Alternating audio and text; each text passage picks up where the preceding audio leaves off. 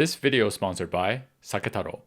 What's up everyone, Jun with the Sushi Man, and in this video, I'm gonna take these two bottles of sake and pair them with some Japanese butter shoyu scallops, which are extremely easy to make. And then we'll see which bottle comes out on top. It's another episode of Sake Showdown. Alright, now let's get right into it. So first, let's go over the two bottles of sake that were sent to me from my friends at Saketaro. And if you're new to sake, then be sure to check out my Ultimate Sake Guide video where I cover all the important things you need to know. So this first one is called Dewazakura Oka, and it's from Yamagata Prefecture. It's considered a regular ginjo, but the polishing ratio is at 50%, which is right where the dai ginjo level starts. Dewazakura Brewery introduced the Oka label back in 1980 and very quickly became a hit, which played an important role in popularizing ginjo sake throughout the country. It's won countless awards since, and one that I'm really excited to try. Now, I haven't tasted either one of these yet, so we'll get into the flavor profile later on in this video. Okay, let's move on to our second bottle, which is called Koshi no Kanpai Sai. This one's made in Niigata Prefecture by Ishimoto Brewing Company. Koshi no Kanpai is a very reputable name in the sake world. Historically, they played a huge role in the quote-unquote ginjo revolution in the 1970s, where breweries began focusing on producing higher quality sake with more delicate flavors, which now we refer to as ginjo characteristics. It's a junmai ginjo with a polishing ratio of 55%, and uses a rice called 500 mangoku and the very famous Yamada Nishiki. Now, if you're wondering where you can find these special bottles of sake, then you'll definitely want to check out my friends at Saketaro. Saketaro is a sake distributing company based out of California. They have hundreds of premium sake imported from Japan that you typically don't see at regular retail stores, and they ship it right to your doorstep. So if you love Japanese sake like I do, or want to start experiencing the world of sake the right way, then make sure to check out the link in the description. And don't forget to use my special promo code to get 10% off your first order. Thank you again to Saketaro for sending me these bottles. Alright, now let's move on to our butter shoyu scallops, and then afterwards we'll get into our tasting. So first, the ingredients. Obviously, we'll need some scallops. And you want to use sea scallops, which are a lot larger than bay scallops. Next, we have some salt, pepper, and garlic powder. And then some olive oil, butter, soy sauce, and lemon. And that's really all you need. I'm going to add some kizami wasabi for garnish, but that's totally optional. Okay, moving on to our prep. First thing we want to do is pat these scallops dry with some paper towels.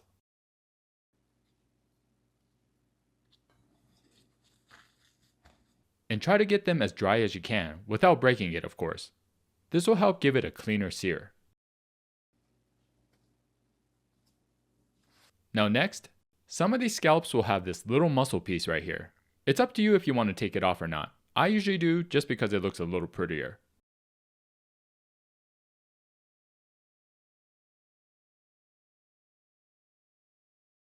Now we're going to season this with some salt, pepper, and garlic powder.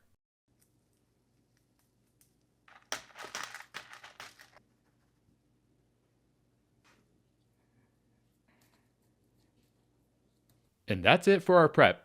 Super easy, right? Now let's get cooking. First, let's heat our pan over high heat. Now add in some olive oil and wait for it to barely start smoking. Now we're ready to lay down the scallops. And you should hear it sizzle as soon as you put it in.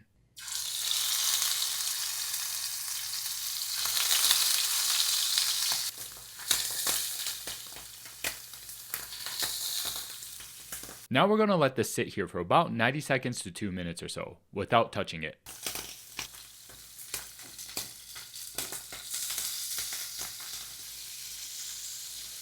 Now we're going to start flipping these over.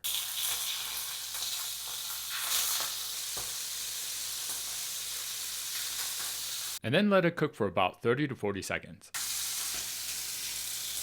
Now turn down the heat to low, and then we'll add in some butter and soy sauce.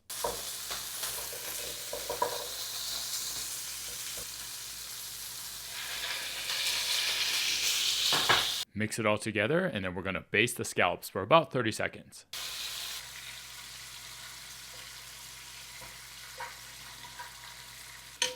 And that's it. Now let's go plate this.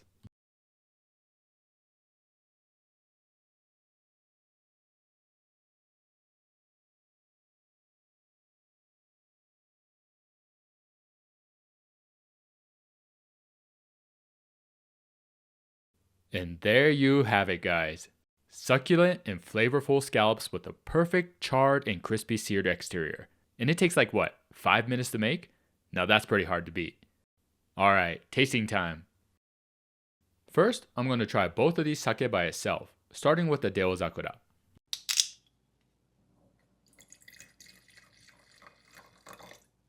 Kanpai. Okay, definitely get a big floral aroma in the beginning.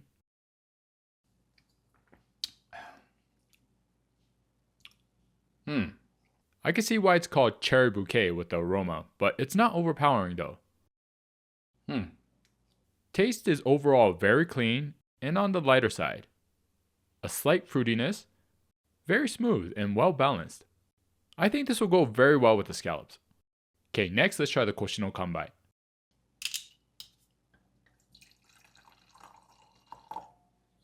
Kanpai.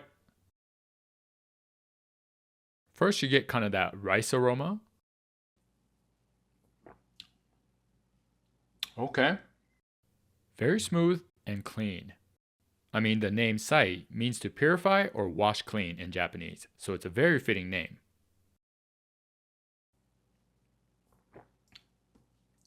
Little bit of umami, and has a very crisp and cool finish. Both really good so far. I can easily drink these by itself, but let's try it with the scallops now. Itadakimasu.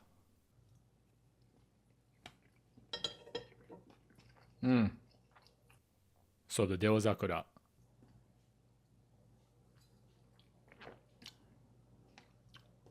The light and slightly sweet, fruity taste pairs really nice with the scallop's rich, buttery flavor.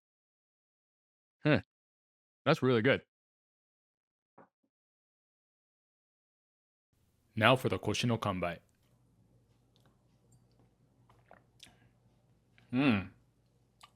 Now that is really clean. They both have that slight umaminess to them, but you taste it more with this one. And it pairs very nicely with the scallops. It finishes really nice as well. I can see this one being really good with almost any type of food. Both very good. Now, my friends at Saketaro recommended me trying this one at different temperatures, which I can see why. It's such a versatile sake, and heating it up probably won't ruin the flavor. The Dewazakura, on the other hand, I'm hesitant to heat up because of its very delicate ginjo characteristics. But for the sake of this video, I'm gonna give it a try. I'm usually not the biggest fan of hot sake, so I'll probably regret it, but we'll see.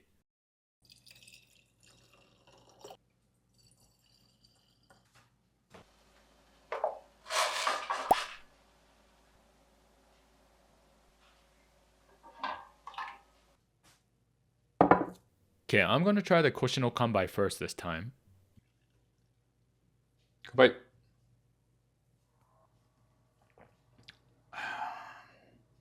Yeah, that's pretty good.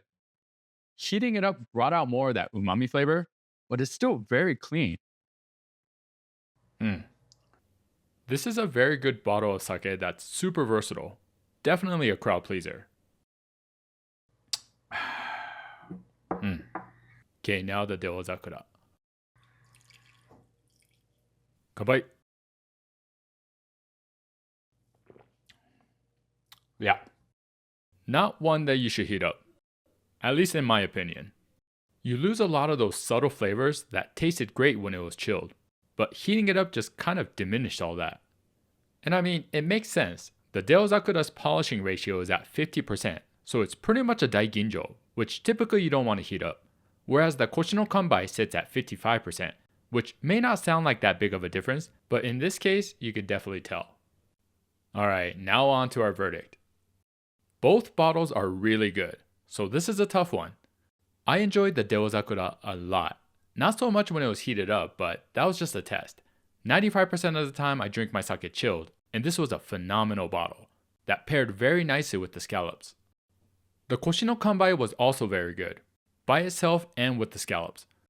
But given its versatility and how good it was when it was heated up, I'm gonna have to give this one to Koshi no Kanbai.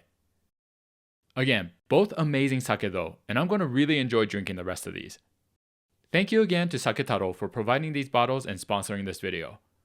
Alright, that's about it from me. As always, feel free to leave me any questions or comments below. And don't forget to use my special promo code to get 10% off your first order. Links down below. Thanks for watching, and I'll see you on the next one. Kanpai!